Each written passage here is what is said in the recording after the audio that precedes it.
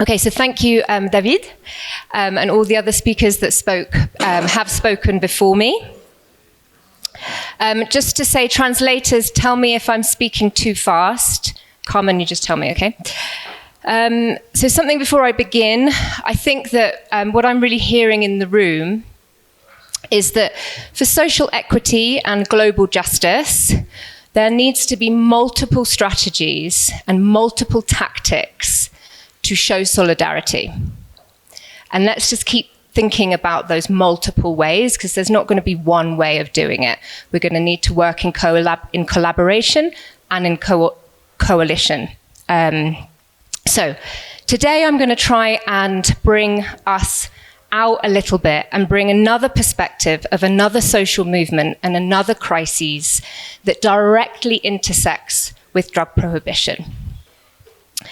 I'm Clemmie. I work for Health Poverty Action, and with colleagues in Colombia, Brazil, and the US, I co-founded and now coordinate the International Coalition for Drug Policy Reform and Environmental Justice. There are 2 colleagues in the room that are part of this coalition, and it's an invitation to all of you if you want to join. Okay, so I'm going to put the case to you that the current war on drugs, drug prohibition, is not only a driver of environmental harm, but it actually also stands in the way of delivering climate justice. And I'll explain what I mean, and we mean in the coalition, by climate justice. So I cut my teeth in climate justice between 2025 to 2027.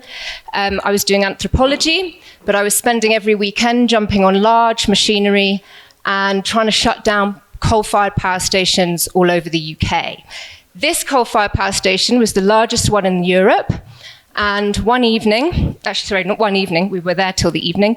One morning, we hijacked a train that was on top of a bridge, on top of a river, and shut down that power station. That was my unhappy protest face. We thought we would get community service.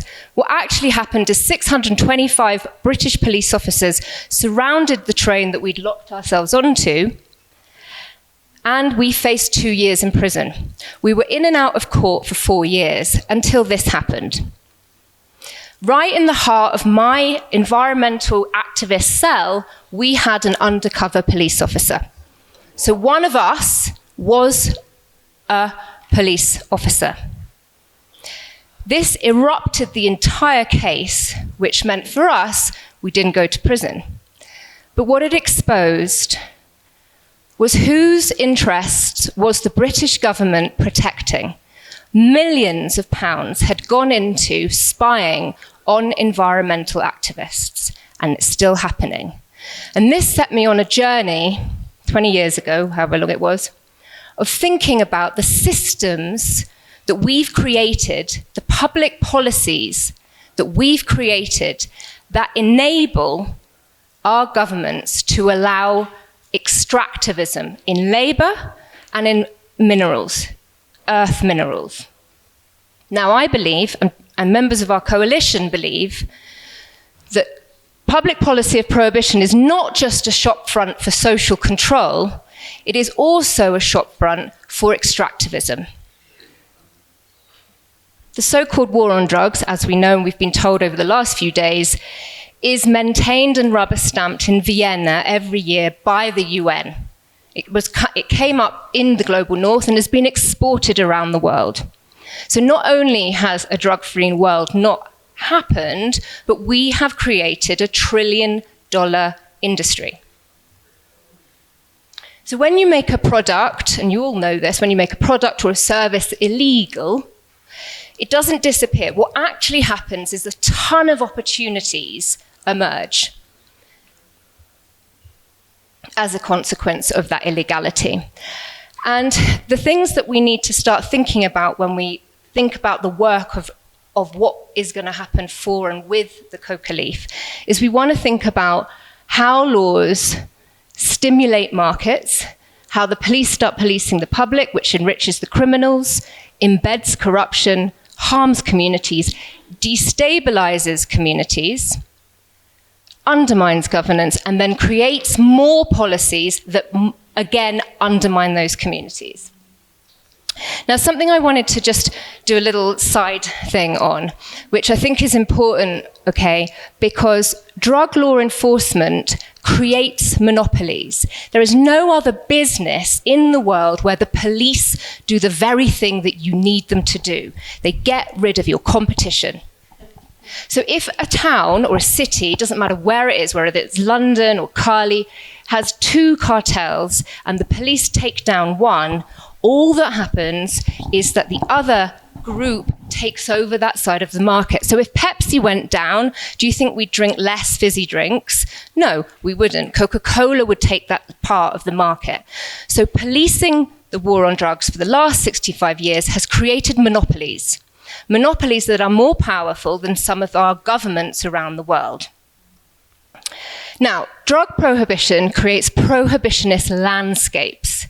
And I'd like us to begin to think about, I know this is a congress on Coca, but I'd like you to start thinking about the landscape that drug prohibition creates, the ecology and ecosystems that drug prohibition creates, how it embeds itself into the very fabrics that right now, in the situation that we're in, need to be as resilient as possible. Okay, the climate breakdown. To combat and protect and support those, sorry, let me say that again. So the climate breakdown needs climate justice. I'm just going to clarify what I mean, because I use the word climate justice throughout this talk, what I mean by climate justice. Climate justice, like social justice, but climate meaning that it also includes planetary health, not just humans, means that we need to prepare and protect the most vulnerable communities and landscapes before and during the climate emergency.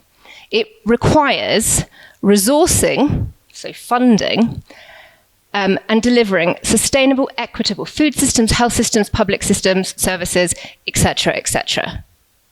So when the climate emergency hits, and it's hitting, that the social fabric is resilient enough to create public housing in an emergency, to have funded wildfire services to protect those communities. Does that make sense? So climate justice, okay, we're going to be using that word a lot. Okay, check the date on this. This happened 3 days ago. This is extremely important piece of news. So it's not 1.5 anymore. The scientists around the world are now saying 2 degrees is what we're looking at.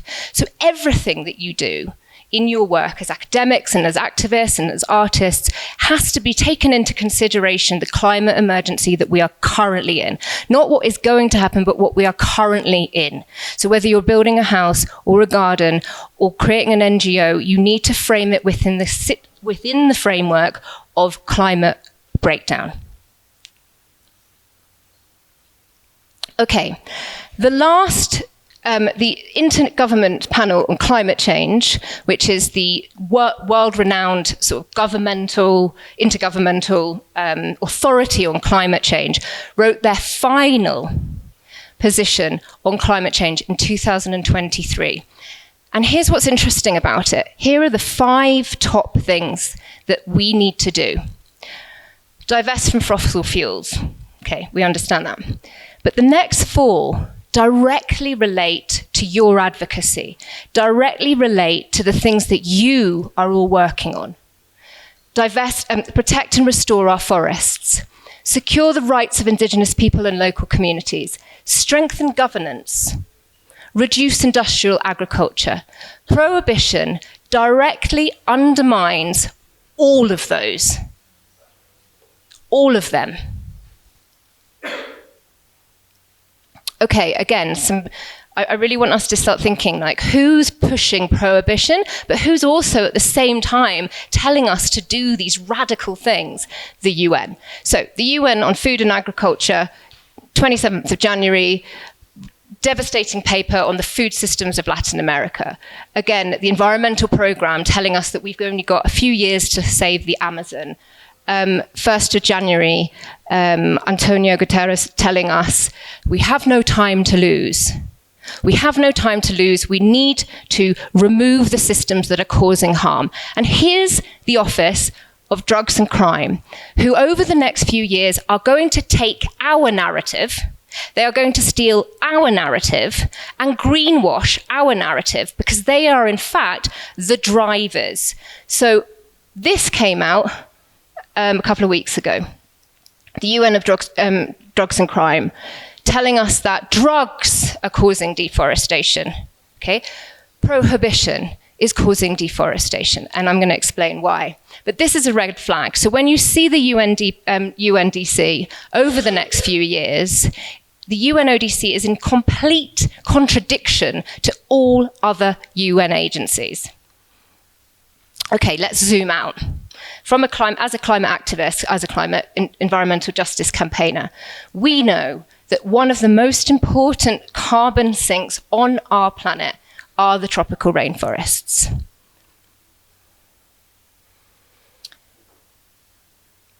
So, we've lost 402, I'm not very good with figures, by the way, but anyway, these are the figures. The key thing here is that 90% is tropical, 44% of that has been in Latin America. They are absolutely critical. Restoring, maintaining, replanting, protecting our tropical rainforests is a pathway to reducing and supporting climate justice. Absolutely critical that our work does not undermine the security of those communities that work in tropical rainforests and the rainforests themselves.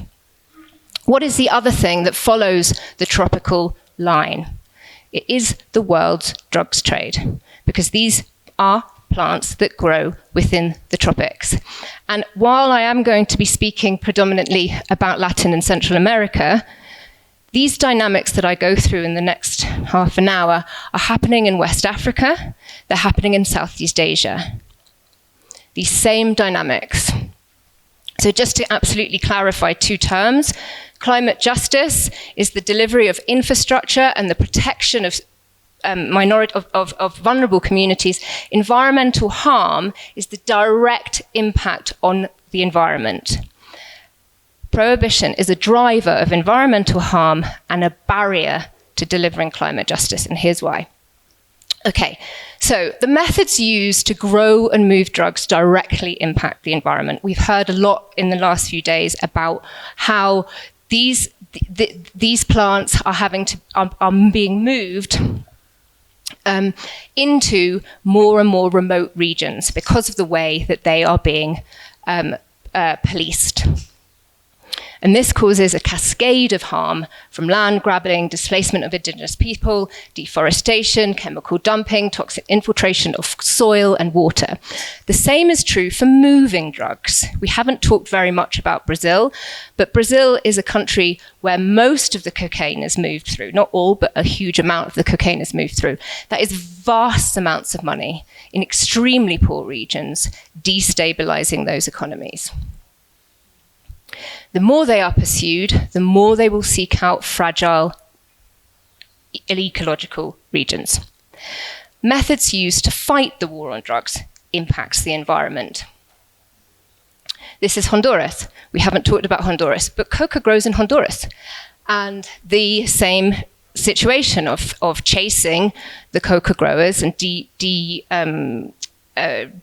dismantling these chemical laboratories, burning, not to mention, this is Europe. This is a cocaine lab in Europe. So cocaine is now made in Europe. And this is what was found. So crop eradication, carbon emissions. This is one of the biggest wars on our planet. We don't talk about the carbon emissions from the war on drugs. The undermining of community resilience by creating informants. The way we police drugs, we implicate community members into the trade and into the police consistently. Okay.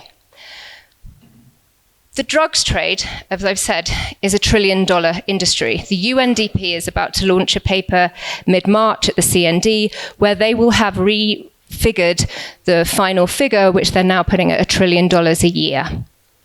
The drugs trade is an investment bank for extractivist industries all over the world, but predominantly in the tropics, the same very regions that we as a global community need to protect. The expansion and diversification of overlapping illicit industries is far less riskier if you control the territory.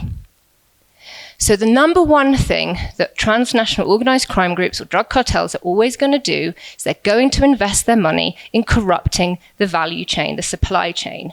So local officials, whether you are protecting a national park or you're working at local government or you're working on the ports, you need to be corrupted to ensure the smooth running of the trade. Drug profits are invested into corruption, but most importantly, the money is laundered into other illicit economies. Just like any of you, if you're business people, you've got a lot of profit, you are going to move that and diversify your portfolios. That's exactly what's happening in the illicit markets. But you can't just take your millions to the bank. You have to put it through other industries that cause more environmental destruction.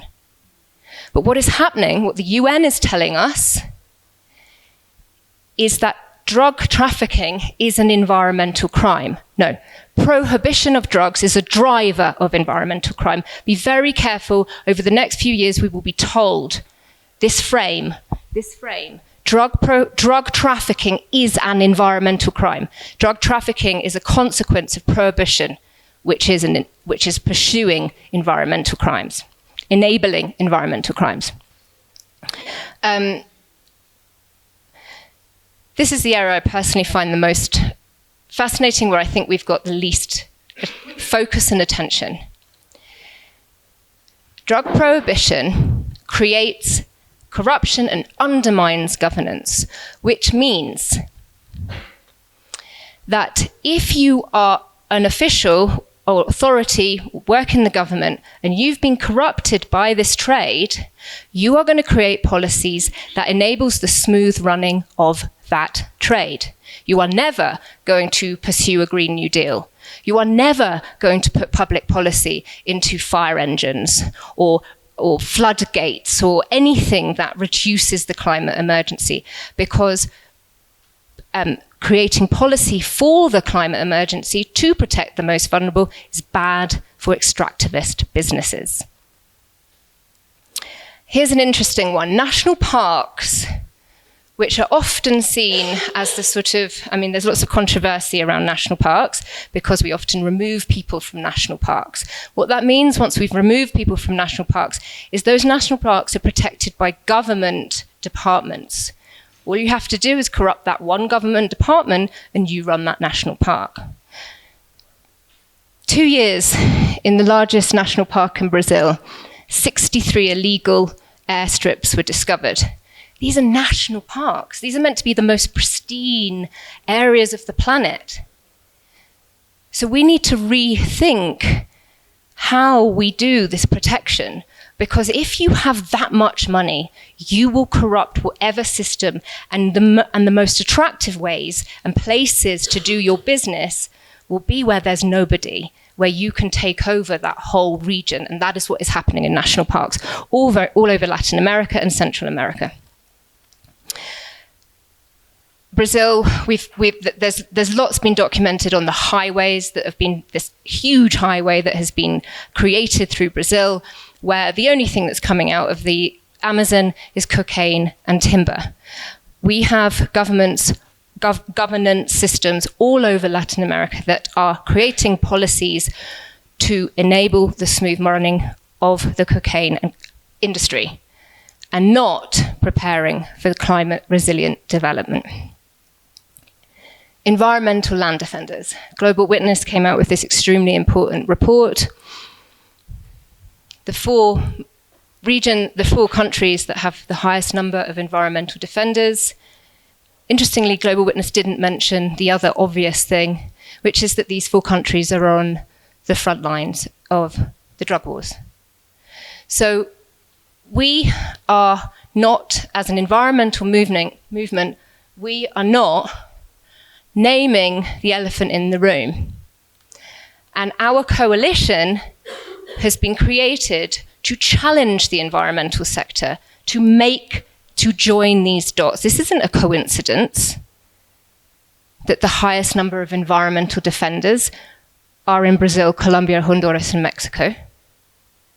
These people are standing up to ravaging extractivist industries that are funded by the war on drugs.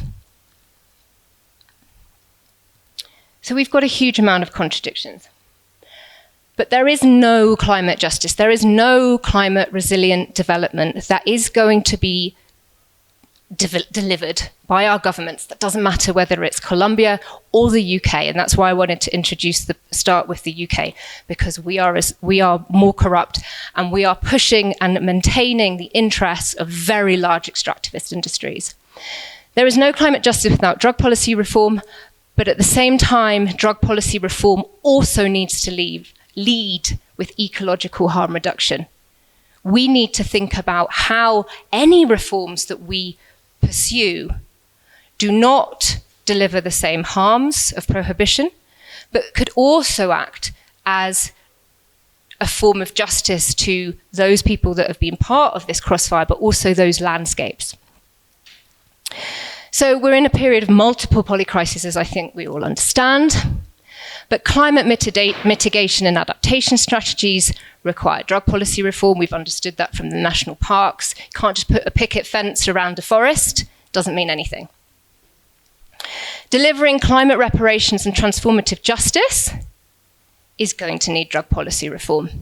Securing strong climate governance will need drug policy reform. Preventing biodiversity loss is going to need strong drug policy reform.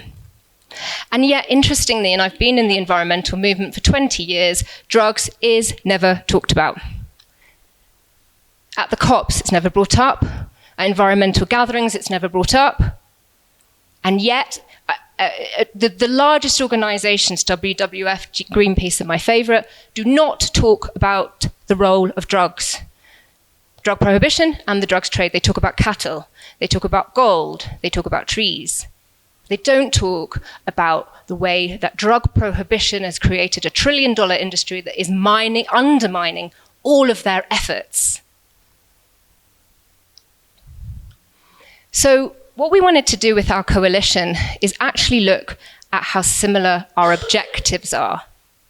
Our objectives are really similar. We want to reduce harm from the drug policy reform, so does climate justice. We want to repair damage.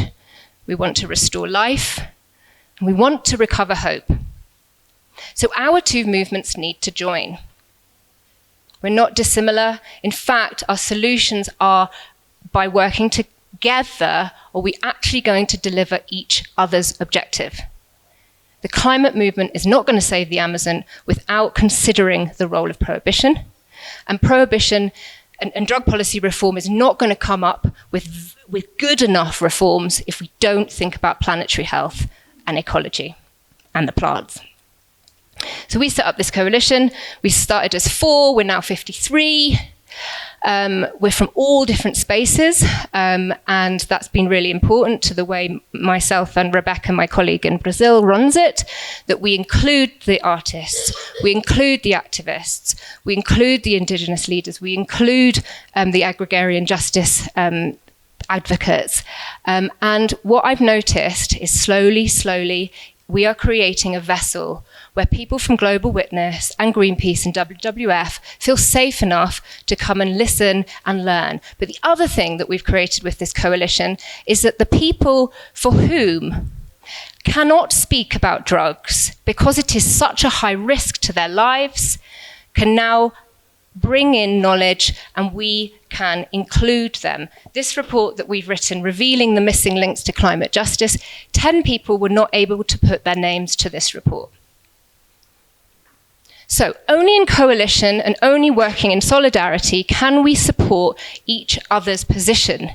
We use our privilege to open the doors and to speak alongside and with, but bearing in mind there's deep risk and there's deep danger. These are all things that the climate movement talks about all the time. These are all things that you guys talk about all the time.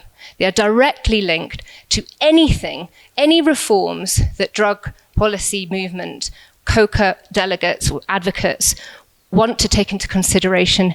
These are crucial. These are crucial areas, and they're crucial to the climate justice movement as well.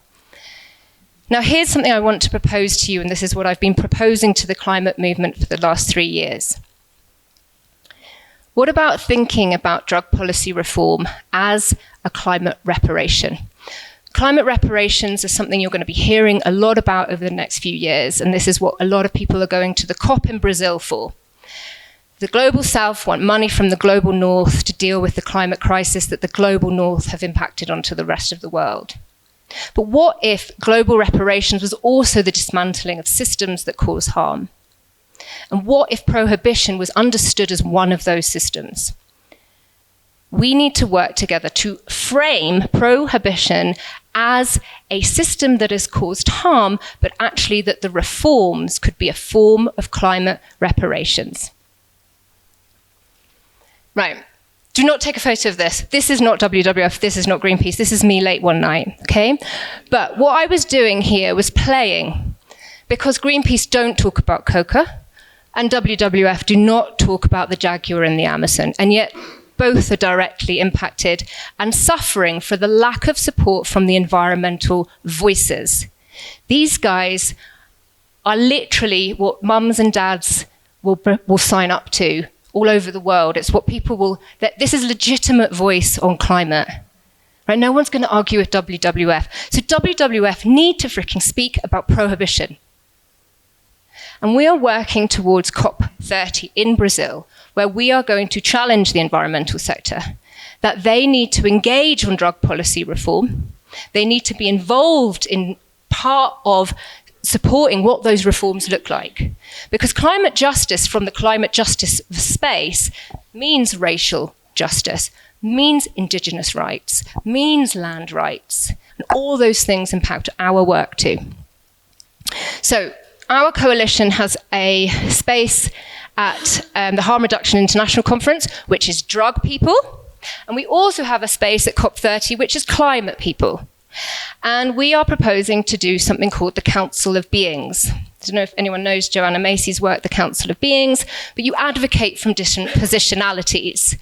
So we want to redesign the coca and cocaine trade from the positionality of the leaf, from the positionality of the jaguar, from the grower, from the cultivator, from the producer, so that people can stand in the shoes of all of these people and human and non-human species where this trade touches down. Because yes, we can sit in circle and consult as academics, but we need to get this out to the public very quickly. We have 2 years before big government changes happen. And the news from James Hansen, the professor, about the 2 degrees of warming is really concerning. We only have about 2 years to ensure that these reforms are as adequate as the climate and our planet needs them to be. So we're working with this amazing cultural laboratory, creative laboratory, VIST, and we have been given a space it's being designed. We need money. If anyone has money, we need money to make this happen. But we want to invite the public. We want people who have worked on harm reduction, who are delivering needles in Ukraine, to think about what it means if the client wasn't a human, but the client was Earth. What would harm reduction look like? We want to ask the climate people, what do you do about the farmers? How do you include them? What does it mean to have multiple voices in this space? What does intersectionality look like? Do we really want to implode another global trade, a big tobacco, big cocaine onto our planet? No, because we can't cope with the current trade. So are we going to cope with another massive legal one unless we engage all of these sectors? And these are the sectors that myself and colleagues at Health Poverty Action have been working with and engaging. So we need to talk about tax. So tax people, what do you think about legally regulating the drugs trade? How does it impact you? We need to talk about labour rights. Does it suddenly mean that children don't work in the trade anymore? We need to talk about land rights. We obviously need to talk about indigenous rights. A couple of years ago, we put this together, which was looking at the risks of legal regulation